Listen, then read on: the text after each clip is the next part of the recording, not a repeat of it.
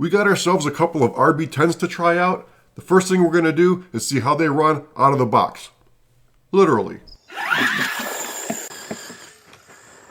If you ever wondered how these run or if they can be set up to be competitive, no worries, we got you covered.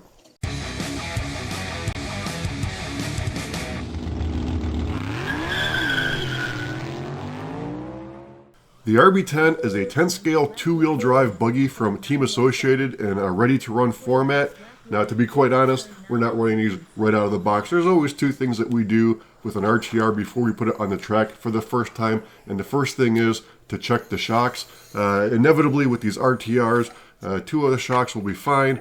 One will be iffy, and a fourth will be like bone dry, like no oil. So a top off of the shock oil is always in order. Secondly, is re-vent the tires. Now these are pre-mounted tires. They've got the holes in the wheels. Even the ones that aren't pre-mounted have holes in the wheel. Of course, that's to vent the air from the tire. Now on our track, where we got a lot of loose dirt and loam, dirt gets in there, and eventually you get enough in there where it just centrifuges around, makes the tire super hard, weighs about 4 times as much as it's supposed to.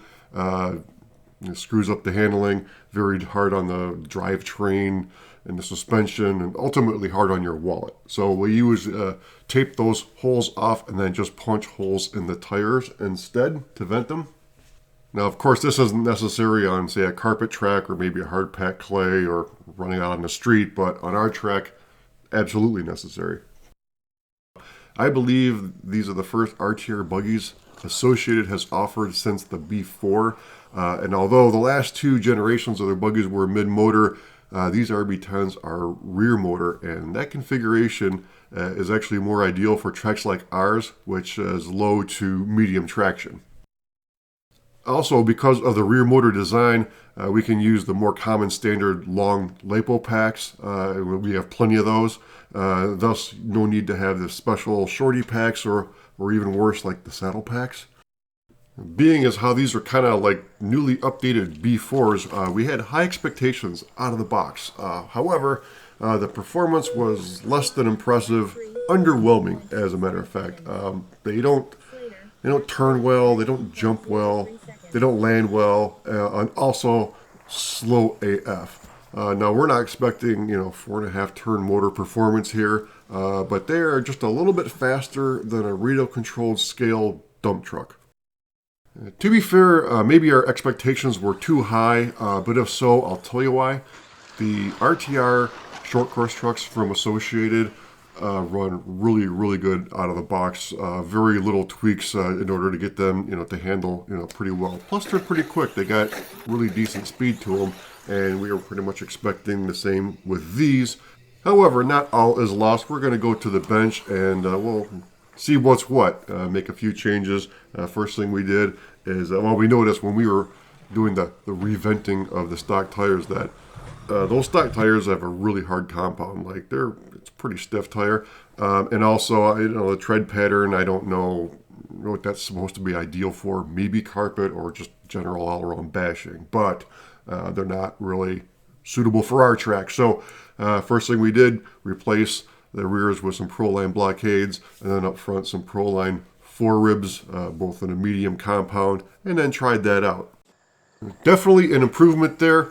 As far as traction goes, still some issues with the handling and the jumping and the turning, so forth. So, but small steps at a time. Don't make a bunch of changes at once, then you don't know what really made the bigger difference, right? Back to the bench, and we noticed something we probably should have checked initially, but I guess we just don't, because usually the geometry of the suspension on an RTR out of the box is pretty close to a base setup, but here the ride height, especially in the rear, was way off. It was like practically dragging on the ground, which explains why it wasn't jumping or landing well, or even handling the turns where the chassis would constantly bottom out on even small bumps, pebbles, twigs, or whatever, and we had to put in a bunch of these spring spacers until we actually ran out of shock body to put them on, and then ended up having to add these +3 spring perches in order to get the the ride height in the rear correct. So I don't know if this is the correct spring in this, or maybe the battery's too heavy in this, but we actually had to add a lot more, these spring spacers than normally would to get the shock height right, or the ride height right anyway. However, after setting that, getting it back on the track, huge difference, basically better all around. We were also sure to check the camber and toe, which also can affect the handling quite a bit. Those were pretty close to a base setup already. Now to take care of the speed issue. As I said before, this thing is about as quick as a cement truck, or did I say dump truck? Regardless, something has to be done. This buggy uses the same electronic setup as the Pro RC10 short course RTR, which has pretty decent speed. That setup is the Reedy SC600 ESC and 3300 kV motor, plus the same 2.6-to-1 stealth transmission with a gear diff. Now it's the same setup all the way down to the gearing, which is an 18 pinion and 87 spur. The difference is that the tires on the buggy are much smaller, and thus the top speed isn't going to be as high as the truck. So I was looking to bump that pinion up to maybe a 20 or 21 tooth pinion. I didn't have one that size. My next size up was a 23, which I was thinking is going to be too tall, but I tried it anyway. And as it turns out, it was pretty much perfect. The top speed was actually about the same as the short course trucks, and a really good speed for the size of our track.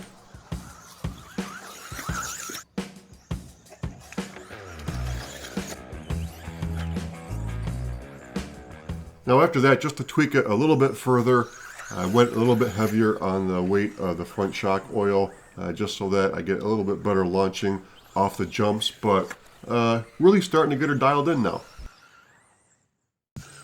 So these couple of small changes I made are working out pretty well, actually. The Pro Line blockades on the rear and the floor ribs on the front, of course, those are really the ideal tires for this track. It's loose and loamy. And I actually put down a 12.17 lap, which on this track is pretty fast, actually. And it's loose too. It's not even, it's kind of dry right now. It'll be wetted down later for our club race. And I wasn't planning on doing this, but yeah, I think I'm going to enter this as my buggy entry in the club race tonight, because normally I like to run my B2 just because I like to be able to see how I'm doing with the vintage car against the newer stuff. But I've already, I have been winning and have won with that. So next challenge is this piece of crap that I've managed to, I think, get running pretty good. So I'm going to run this tonight in a club race. And yeah, I think I got a pretty good chance of winning. Yeah, I'm actually feeling pretty good about this. Hopefully, don't break anything, because I don't have any parts.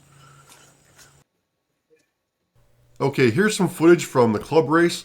We had kind of a low attendance on this night, and even Slater wasn't running the buggy class, so not a super competitive field, but I still needed to put down some good, consistent laps in order to finish well, and that's exactly what I did. I won the first qualifier, so first race with the RB, I got a victory.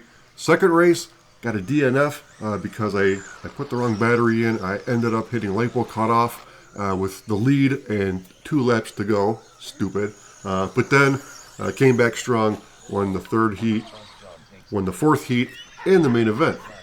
Not bad for a brand new buggy that just a couple days earlier looked like it was going to turn out to be a complete dud. So just a quick summary of what I did to get it here over the out-of-box setup, and it wasn't much really. Replace the stock tires with a more suitable, softer off-road tire, set the ride height correctly, especially in the rear, heavier weight oil in the front shocks, which is pretty standard for off-road dirt, and a higher gear ratio. Now there's always room for improvement, but very encouraging so far. I'll post another video if I have any major breakthroughs on the setup. Now I ran this buggy with the included radio, which is sufficient, but I'll be swapping it with my Radio Link setup soon. Also, the steering servo that comes in the buggy is kind of slow, so I'll probably be replacing that soon too. And for the next race, Slater, I'm sure, will be running his RB10, which will definitely raise the level of competition. As usual, if you enjoyed the video, be sure to give it a thumbs up, subscribe if not already. We really appreciate you watching, and we'll see you at the finish line.